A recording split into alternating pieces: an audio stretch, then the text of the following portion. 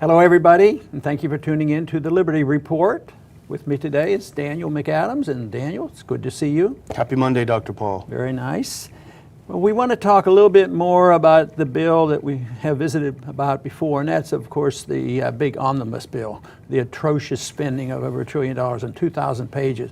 And it should be to nobody's surprise that things are buried in there that aren't so nice, and we want to talk about one item that we have talked about a little bit in the past too, and that is CISA, the Cybersecurity Information Sharing Act. Sounds very good. They wanted to tighten up on security and protect us.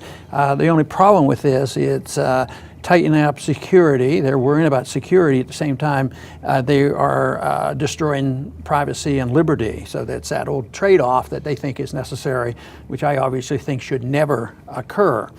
But I want to read a short statement that was put on the Wired page, internet service that they have, describing how this thing came about. And then we'll talk a little bit about what this means. But I thought they got it pretty good. And as I read this, it'll probably bring back memories on things that we experienced in Washington, because we knew there was on the surface how Congress was run and how they would have great debates.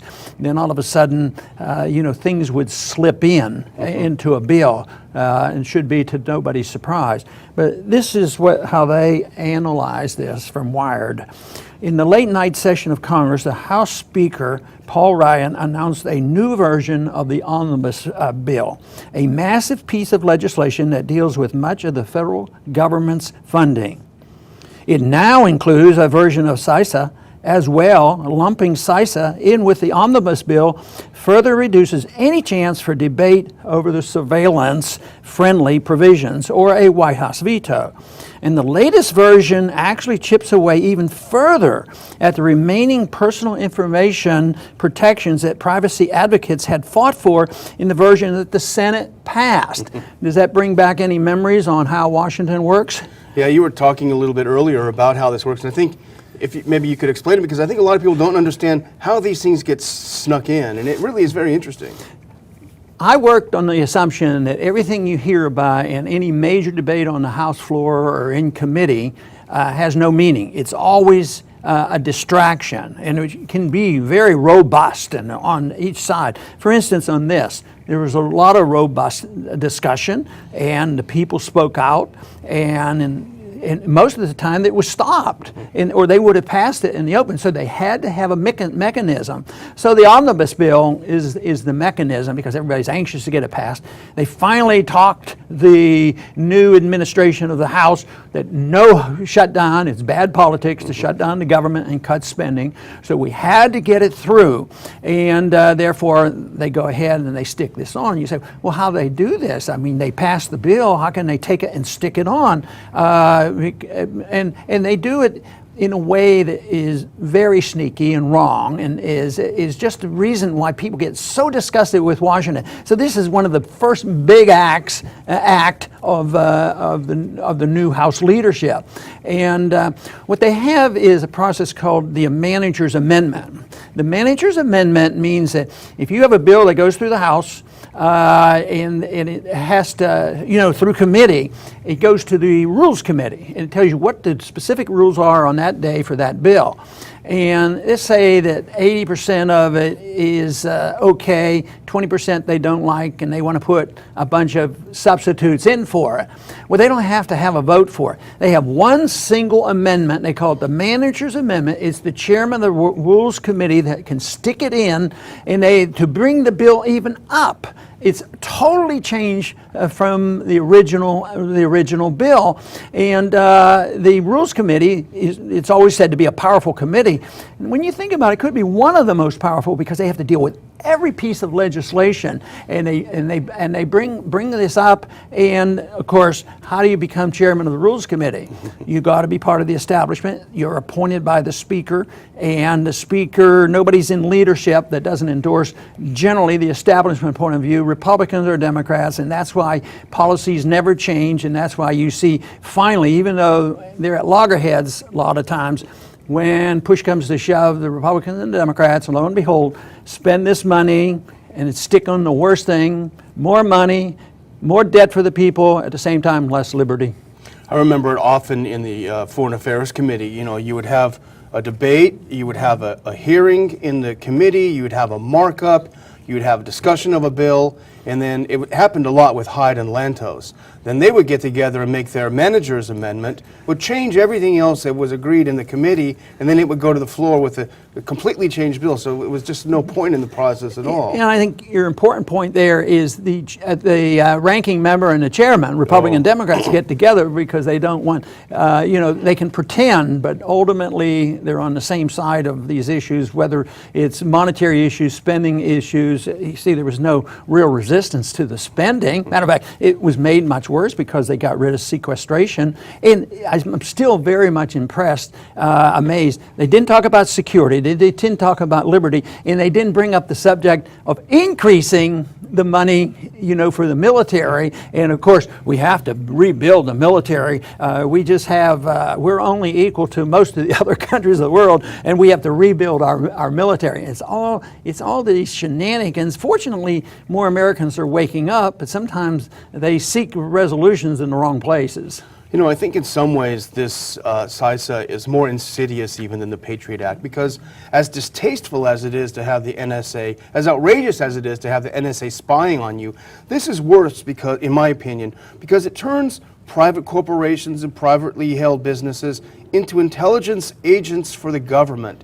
And that seems that mixing of the public and private and turning your company you do business into a spy against you, it just seems so un-American. Yeah, and the 1%er argument actually exists, because easy money helps the big bankers and all. So this is true, that it supports a smaller number of people, and I just think it's, unbelievably atrocious on how they do this.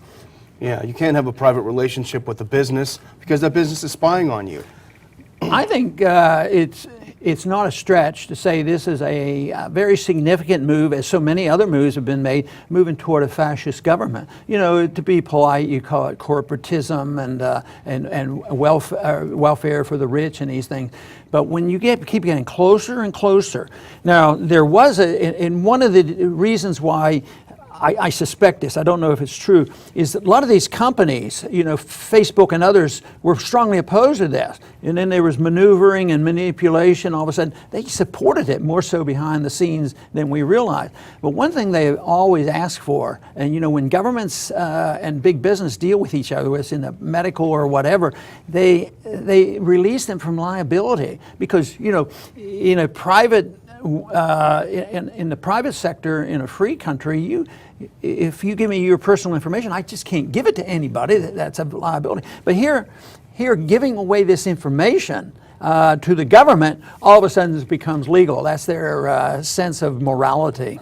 There have been a couple of articles that we've read that have compared this to the process of the Patriot Act. And I think that's an apt description, because the Patriot Act, as everyone knows, I think, was kicked around Washington for a number of years until 9/11. CISA was the same. It had been kicked around Congress after Congress, too radical to pass. They thought they had something a couple of years ago, and then the Snowden revelations hit, and people realized, and they were outraged. Unfortunately, the outrage was tempered after a while, and you had the losing of this outrage, the mellowing of the outrage, and then you had these high-profile terrorist attacks that the media hyped up to the 10th degree, and in that exact atmosphere that mirrors 9/11, they push it through. And I think there's a change in there that makes it easier to access. Before the threat had to be imminent, but now it just has to be suggested that there could be one. So it's easier access.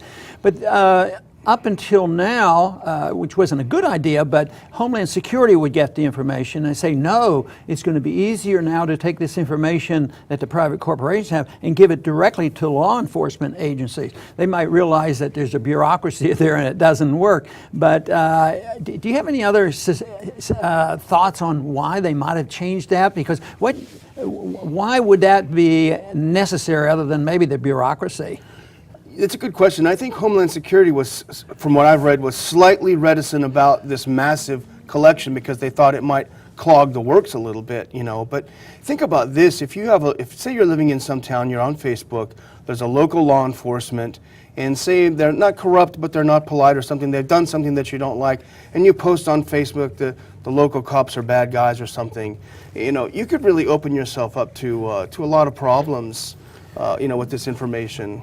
You know, one of the other things that was said about why it goes through this way, and the way we saw so many other ones go through, is on the important stuff you don't want to debate. Yeah. You know, I remember way back, and it had to do with the Monetary Control Act back in the early 80s when they were setting the stage for this big boom cycle. And no, it wasn't even a manager's amendment. It's also when the bill goes to conference is another example of how they do this. Mm-hmm. House passes something, Senate passes something, then you go to a conference, and all of a sudden, that's supposed to bring things together. If you have a billion versus 500 million, you compromise and put it together. That's what the purpose of the conference is. But many times what they do is they put these two bills together and they add things on that they never voted on. And this was one of the things they did with the Monetary Control Act that opened up the door for exactly what the Fed did, you know, recently with the bailouts. They gave them more leeway and more authority to do exactly what they did. But they do this in the pretense, of course, taking care of the consumer, but they don't. They take care of the big guys. And I think there was something in this version of CISA too, because from what I read, it was worse than the Senate version that had passed a few months ago. So right, they tend to do that, and there's no surprise at that. I do want to thank everybody for tuning in today to the Liberty Report. This is just another example of how important it is for us to maintain vigilance over what our government's doing, not only in what they say, but more importantly in what they don't say and what they do behind the scenes, and how the major leadership of both parties collude together. It's a pretense that there's a big difference. I mean, whether it's foreign policy or monetary policy or debt, it's all the same. Whether it's your privacy, they get together and no word. They want to do it in secret and they get away with it. And when the people do know, when they know what's really going on in foreign policy, they vote for peace. When they want to look at what the Fed's doing, they vote for audit and restraint on the Federal Reserve. But because the propaganda machine, which involves not only the politicians, but all the individuals in the media, they get together and they spew it out, and the people crumble and say, I am scared, they're going to come and get me, so therefore we have to give up our liberties for the sake of our safety and security. A very dangerous concept. It's gotten much worse, and someday we have to wake the American people up as to what a free country would be all about, because if you truly want security and happiness and prosperity, the only society that throughout history has provided the maximum amount of security is the one that we call the free market and individual liberty. We had a taste of it, but unfortunately we're drifting in the wrong direction politically. But in absolute thoughts on ideas, ideologically, I still believe that we're moving in the right direction. There's a rumble out there where people are saying too much government. I just hope they would do the right thing instead of turning to more government when they realize that government is at fault. When we realize that government is really the culprit, what we have to do is move away from that and defend the principles of individual liberty. That is the only way we can achieve peace and prosperity.